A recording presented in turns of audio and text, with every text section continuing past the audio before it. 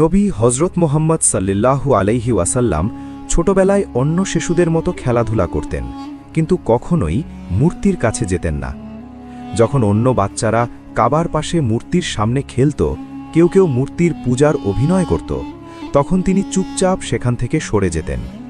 একদিন বিবি আমিনা, আল্লাহ তার ওপরে শান্তি বর্ষিত হোক, দেখলেন কিছু শিশু কাবার পাশে খেলছে এবং তাদের ছোট ছোট হাত দিয়ে মূর্তি ছুঁয়ে দেখছে। কিন্তু ছোট্ট নবী সাল্লাল্লাহু আলাইহি ওয়াসাল্লাম একটু দূরে দাঁড়িয়ে আকাশের দিকে তাকিয়েছিলেন। বিবি আমিনা অবাক হয়ে জিজ্ঞেস করলেন, বাবা, তুমি তাদের সাথে খেলছো না কেন? ছোট্ট নবী সাল্লাল্লাহু আলাইহি ওয়াসাল্লাম নিষ্পাপ কণ্ঠে বললেন, আম্মা, এগুলো তো পাথর, এরা না শুনতে পারে না দেখতে পারে, এগুলোর মধ্যে আমি কিছুই পাই না। এ কথা শুনে বিবি আমিনার চোখ ভিজে গেল। তিনি ছেলেকে বুকে জড়িয়ে ধরলেন এবং তার মনে আরও দৃঢ় বিশ্বাস জন্ম নিল, এই সন্তান আল্লাহ পক্ষ থেকে পাঠানো বিশেষ আমানত।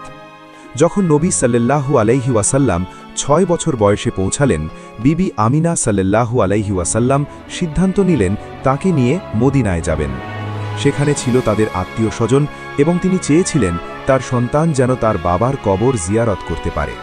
কঠিন মরুভূমির পথ, উত্তপ্ত বাতাস, দীর্ঘ যাত্রা, সবকিছুর মধ্যেও ছোট্ট নবী সাল্লাল্লাহু আলাইহি ওয়াসাল্লামের চোখে ছিল অদ্ভুত ধৈর্য। মদিনায় পৌঁছে তারা প্রায় 1 মাস অবস্থান করলেন। একদিন তারা পৌঁছালেন তার পিতা হজরত আবদুল্লাহ সাল্লাল্লাহু আলাইহি ওয়াসাল্লামের কবরের কাছে। বিবি আমিনা বললেন, বাবা, এটাই তোমার বাবার কবর, তিনি তোমাকে খুব ভালোবাসতেন। ছোট্ট নবী সাল্লাল্লাহু আলাইহি ওয়াসাল্লাম চুপচাপ দাঁড়িয়ে রইলেন। তার চোখ বেয়ে নীরব অশ্রু ঝরতে লাগল।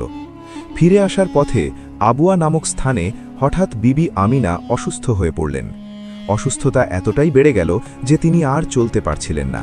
তিনি ছেলেকে বুকে জড়িয়ে কাঁপা কণ্ঠে বললেন, বাবা, হয়তো আমি আর তোমার সাথে থাকতে পারবো না, কিন্তু মনে রেখো, তুমি কখনো একা নও, আল্লাহ সব সময় তোমার সাথে আছেন। ছোট্ট নবী সাল্লাল্লাহু আলাইহি ওয়াসাল্লামের চোখে অশ্রু ঝরছিল, কিন্তু তার মুখে ছিল অদ্ভুত প্রশান্তি। কিছুক্ষণ পর বিবি আমিনা এই দুনিয়া ছেড়ে চলে গেলেন। ছোট্ট নবী একা হয়ে গেলেন।